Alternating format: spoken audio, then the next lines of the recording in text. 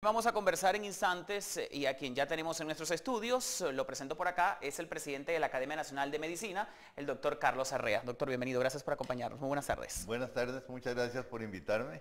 Es un placer tenerle acá con nosotros. Lo paradójico de que este viernes hablemos de salud es que a veces la salud está afectada, pero lo importante es que podamos salir adelante para, sobre todo, informar, en este caso, lo que preocupa a las autoridades. Desde su perspectiva, ¿cómo este tema de que un muy bajo porcentaje de médicos puedan superar la calificación necesaria para acceder a una especialidad, ¿en qué panorama está la medicina en este momento en Costa Rica?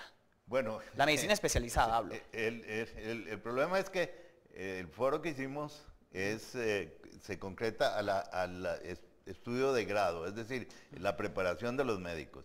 Y en realidad a la Academia de Medicina, porque la Academia es la que ha patrocinado este foro y la que ha organizado el foro, la Academia de Medicina se preocupó que teniendo nosotros magníficos índices de indicadores de salud que son probablemente entre los 3 mejores de Latinoamérica y compiten con los de los países desarrollados, tengamos nosotros esos resultados en los exámenes. El foro que se realizó analizaba una serie de factores y uno de los factores importantes que analizamos fue el programa de estudios. Y en realidad en Costa Rica, que se ha preocupado mucho por mantenerse al día en ese programa, ya había realizado en el Colegio de Médicos a principios de este año un taller de 2 días sobre métodos de enseñanza de las escuelas que imparten salud pública. ¿Qué determinaron en ese estudio? En esos 2 días, en ese estudio ¿qué pudieron ver? Encontramos que es necesario cambiar un poquito el currículum, porque estamos... Es decir, las escuelas de medicina del mundo han pasado por 3 etapas de enseñanza. La primera etapa de enseñanza que pasaron fue una etapa que se origina en el informe del doctor Flexner de los Estados Unidos, que dice que en los Estados Unidos hay malos, medianos y buenos médicos. Y que la medicina había que cambiar la manera de enseñarla. Y la manera de enseñar esa medicina era darle mucha información, una cosa puramente académica, que se formaran durante muchos años en teoría y siempre desde el punto de vista a una persona, no de un equipo multidisciplinario. Y entonces eso creó los expertos, los grandes personajes de principios del siglo XX, los médicos aquí tipo Moreno Cañas, Jorge Vega y todo ese tipo de cosas de las cuales yo, que ya soy bastante viejo, algo conocí de ese ambiente. Ahora, ¿prepararse tanto en teoría y no en práctica en este momento es viable? No, es que precisamente ahí está el problema. Ahí está el problema. El problema está en que, por ejemplo, en Newcastle, en 1958, se crea una idea diferente. Se dice, bueno, hay que enseñar las ciencias básicas, hay que enseñar lo básico, pero rápidamente hay que poner ese estudiante en contacto con el paciente. Porque si no, entonces, si distan, pues como tenemos aquí, que son 2 o 3 años entre una cosa y la otra, cuando llegan ya se les ha olvidado o no valoran lo importante de los conocimientos.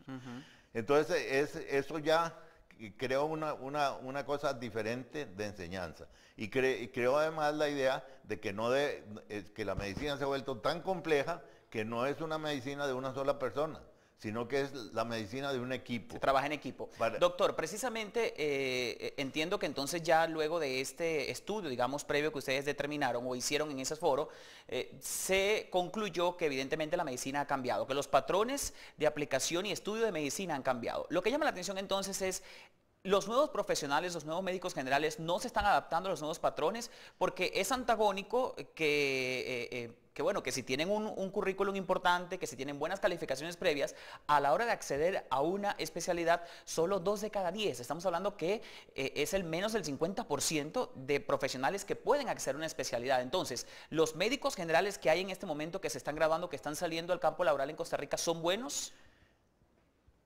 ¿O por lo menos mejor que los de antes? Sí, yo no llegaría a hacer esa conclusión, sino que diría que tienen que, si los estamos enfilando demasiado hacia las especialidades. Y usted sabe que un especialista es un individuo que cada día sabe más y más, pero de un campo más reducido. Es cierto. Y el especialista es un individuo que solo se fija en la enfermedad.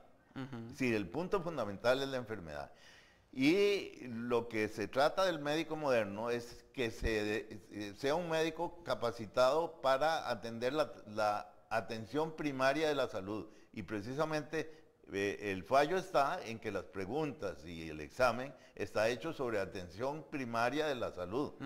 Y atención primaria de la salud implica muchas cosas, porque implica primero, sí, conocer no solo la gente enferma, sino también la gente sana, conocer la familia, conocer el ambiente social, conocer la comunidad, muy importante. Antecedentes genéticos inclusive. Antecedentes genéticos, desde luego, pero eso ya es parte puramente médico. Imagínense que, por ejemplo, la ola de calor que ha habido, es decir, la ola de calor que ha habido en el mundo, el año pasado mató 70.000 personas en el mundo, 70.000 personas se murieron solo por el calor.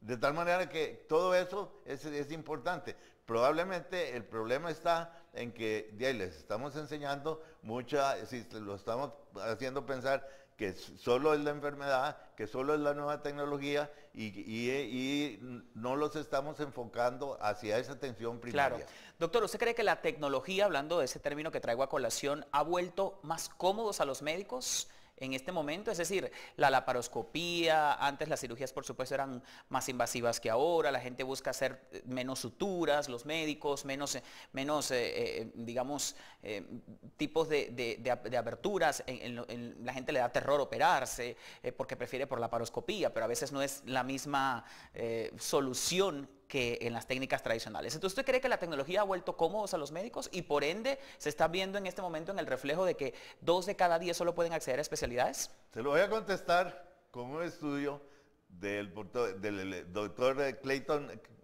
Christensen, que es el gurú de innovación de la Universidad de Harvard. A ver, ¿qué dice él? Y él hace un estudio muy claro y lo presenta en un gráfico donde presenta en forma inclinada un rectángulo que dice ese rectángulo lo pone de un color y dice este rectángulo son el 80% de las enfermedades que el individuo padece.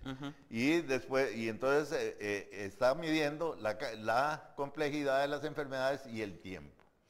Y inmediatamente le monta a ese rectángulo 2 indicadores, uno de desarrollo de la tecnología, y entonces el desarrollo de la tecnología se sale enormemente de ese rectángulo, pero la tecnología necesaria para curar el 80% de las enfermedades no se sale de ese rectángulo. Entonces daría la razón a que el método tradicional es mucho más efectivo que el tecnológico.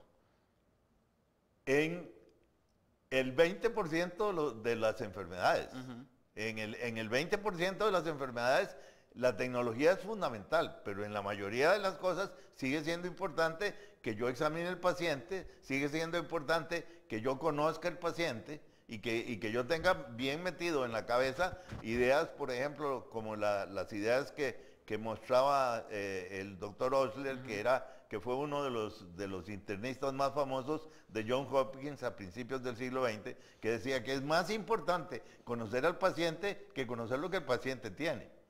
Porque es decir, es fundamental para curar al paciente conocerlo bien. El paciente tiene una enfermedad que es orgánica, pero además es una enfermedad que le da problemas en la cabeza. Claro. Él piensa que va a perder el trabajo, que no va a ganar, que su familia sea, y hasta que se va a morir, ¿verdad? Y todo eso es un ambiente que debe conocer, y eso es atención primaria. Ahora, doctor, para no crear alarmas e ir concluyendo la entrevista, porque es un tema que quizás tiene muchas aristas. Sí, claro.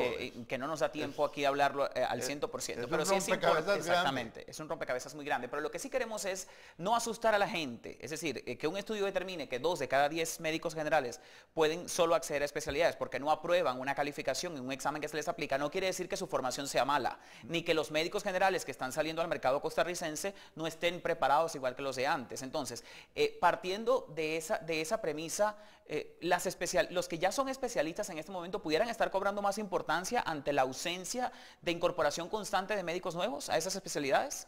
No. Yo creo que nosotros tenemos que tener bien claro que si ponemos en el modelo del país que vamos a atender la salud del país con especialistas, nos pasa lo de los Estados Unidos. Los Estados Unidos gasta el 16.5% de su Producto Interno Bruto en salud. Y hay 40 millones de personas que solo reciben atención de emergencia. Y tiene indicadores muchísimo más bajos que los países europeos que gastan un 11%. Pero la razón es que los países europeos basan la atención de la salud en atención primaria de la salud, y eso es lo que tenemos que hacer nosotros. Lo que pasa es que tenemos que tener un médico preparado para que tenga más capacidad resolutiva.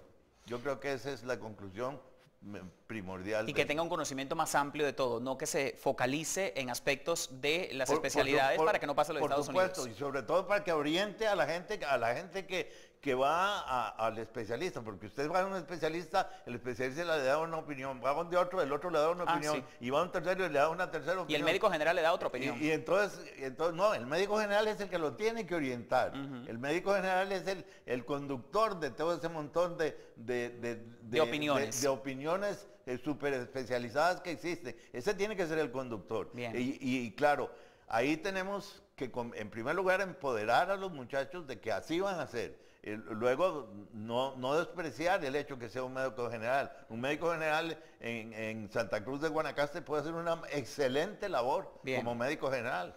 Doctor, muchas gracias por su tiempo, por habernos visitado y por explicarnos este tema que para quienes no somos médicos a veces no se entiende muy bien. Y muchas gracias. Encantado. Por estar con usted. Me ha parecido muy franca y muy fresca la discusión. Esa es la intención, hacerla digerible para nuestra teleaudiencia. Muchas gracias. Bueno. Que esté muy bien y que se mejore su tendón. Igual, bueno, muchas gracias. Por favor, siga con nosotros porque vamos a despedir en este momento la entrevista y ya le despedimos a usted. Conversábamos con el doctor Carlos Arrea, presidente de la Academia de Medicina de Costa Rica, sobre este tema que ha generado cierta polémica, pero que ya él nos aclaraba. Un médico general es exactamente igual de importante o aún más que un especialista, así que no se preocupe, consulte a su médico de confianza y manténgase con nosotros porque siempre estamos actualizándoles de temas de salud. Cerramos así este segmento donde abordamos la salud, vamos de nuevo a una pausa y al volver otras noticias en el marco de esta emisión. Acompáñenos.